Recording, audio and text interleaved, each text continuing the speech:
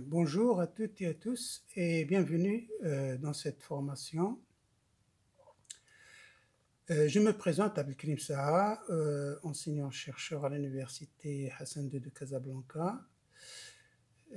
Alors, j'ai intitulé cette formation Comment utiliser le programme SPSS. Le mot utilisé, c'est pour dire en quelque sorte que ce qui importe dans cette formation est de prendre en considération l'utilisateur. Et l'utilisateur ici, ce sont des chercheurs, des doctorants en sociologie, en psychologie, en géographie. Alors, certainement, ce qui les intéresse, c'est de savoir à la fois comment l'utiliser et à quoi ça peut leur servir dans leur recherche. Alors, c'est pour ça que j'ai choisi un contenu assez varié. Nous avons ça sous forme d'étapes. La première étape est celle de la définition des propriétés de variables, c'est-à-dire l'ensemble des questions et des réponses indiquées sur le questionnaire. Et la deuxième étape est celle de la saisie des données, c'est les observations recueillies sur le terrain, les réponses des uns et des autres. Et la troisième étape est celle de l'analyse des données, comment analyser les données collectées par questionnaire. Et la quatrième et dernière étape est celle de la présentation des tableaux et des graphiques sur le Word. Bien, alors pour commencer, il faut ouvrir le Word, bien évidemment, le SPSS. Alors ça se présente comme ça. On va commencer par la saisie des données. Voilà. On choisit saisie de données pour accéder à la matrice de SPSS. Alors comme vous pouvez le remarquer, vous avez ici affichage des données pour la saisie des données et l'autre onglet est celui de l'affichage des variables. Il faut toujours commencer par les variables, par la définition des variables. Alors, pour ce faire, on a choisi un questionnaire.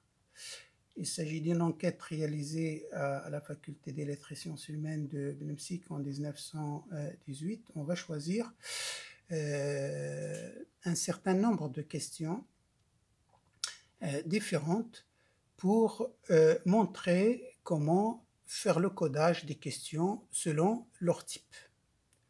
Alors, le premier type, c'est celui de questions à deux modalités. Le deuxième, des questions à plusieurs modalités.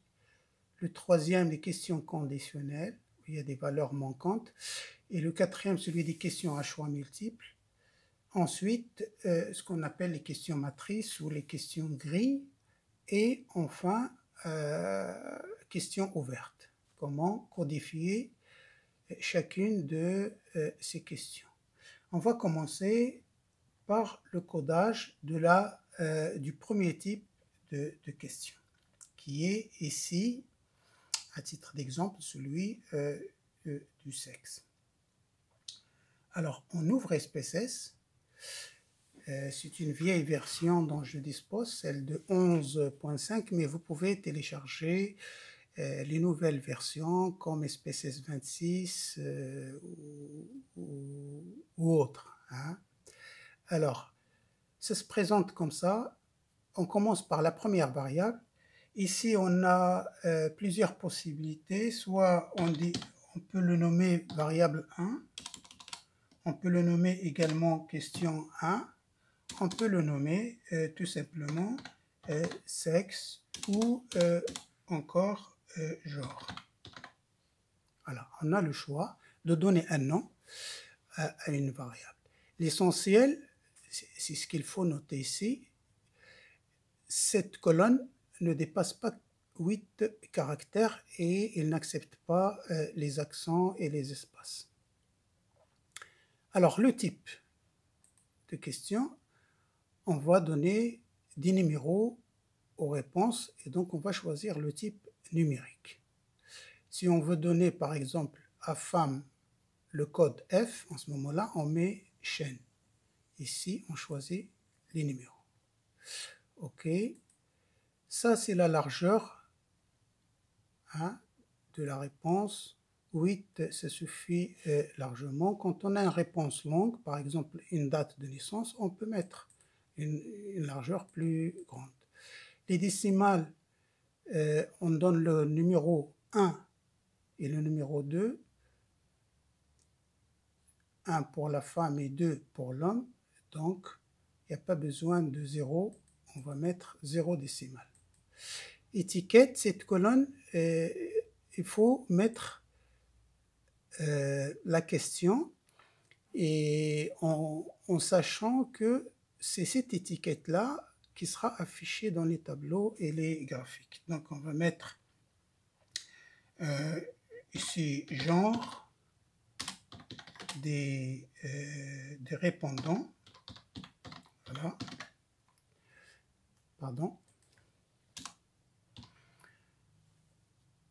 Alors la valeur, donc ça c'est la question, c'est le nom de la question, c'est l'étiquette plutôt de la question, mais ça c'est la valeur des réponses à cette question. Alors, on clique sur la petite fenêtre ici et on donne les codes de chacune de ces modalités, c'est-à-dire de ces réponses. Alors, on donne 1, par exemple, à femme, ajouter, 2 à homme,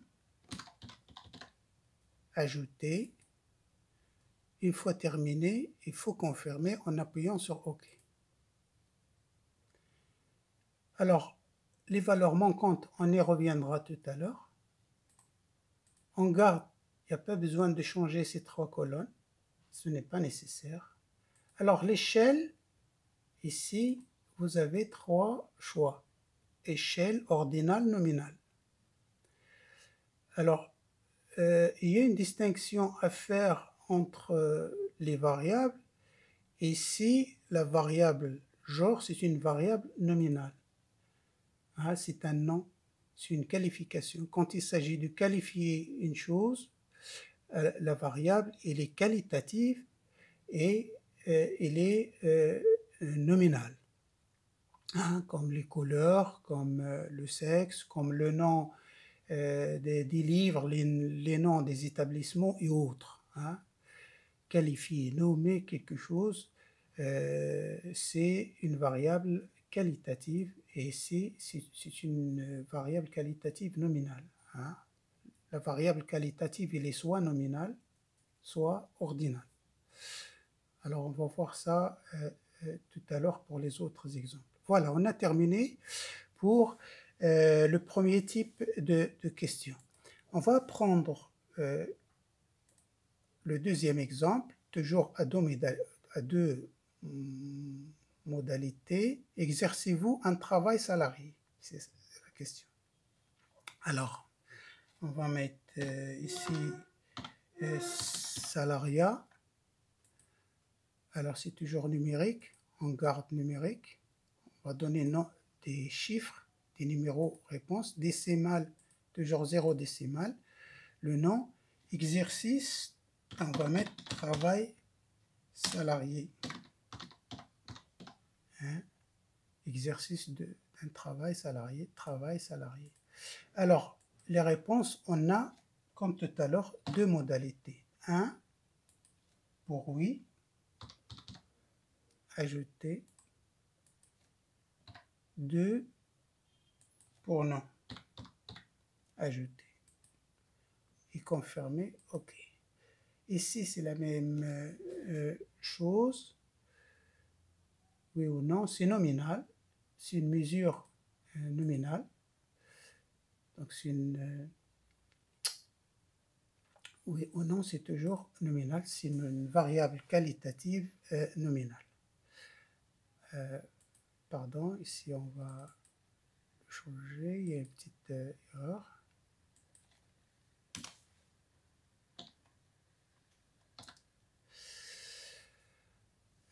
Très bien. Alors maintenant, on passe au deuxième type de question. Alors, deuxième type de question, c'est celui d'une question à plusieurs modalités. Ici, on a choisi un exemple d'une situation matrimoniale. Donc, on va mettre situation matrimoniale, oui, situation,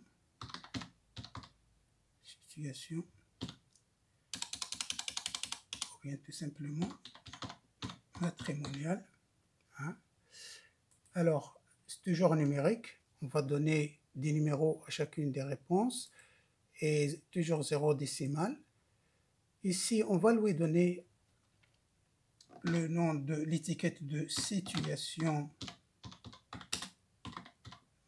matrimoniale. الوضعية الزوجية en arabe. Alors, les valeurs, nous avons plusieurs modalités.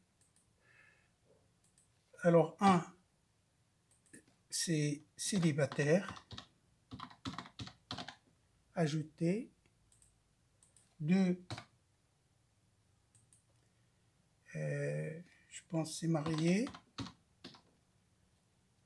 Alors là, il ne faut pas oublier, bien sûr, d'ajouter un E. 3,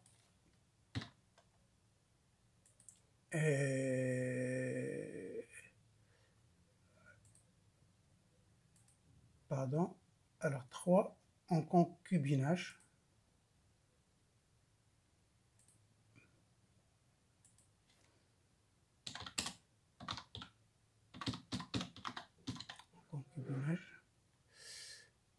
Ajouter. 4, je pense c'est veuf.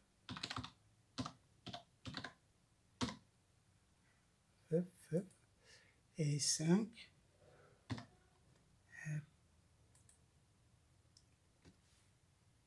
il y a séparé d'abord, ensuite veuf. Et pas d'indication. Très bien. Pardon. Donc, on va supprimer 3 pour mettre à la place de veuf, on va mettre séparé. Séparé. Et qui veut dire aussi, qui peut être aussi ici, divorcé. Deux situations différentes, mais qui existent dans la réalité. Alors, on les prend en considération, on leur donne leur étiquette exacte. Ajouter. Et alors, il faut rappeler que les définitions, ces étiquettes, elles seront affichées sur les tableaux et l'ensemble des illustrations, des graphiques. Alors 5. Cinquième modalité, c'est séparé, divorcé, ensuite veuf, on avait dit.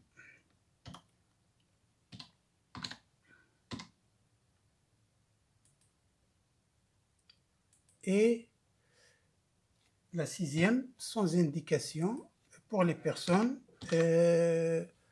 qui n'ont pas répondu à cette question, sans indication.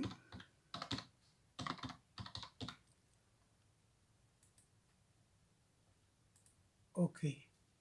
Alors, échelle, c'est toujours nominal. C'est une qualification. Donc, voilà, on a terminé pour les 3 premiers types de questions. On va enchaîner dans un moment avec les autres types de questions.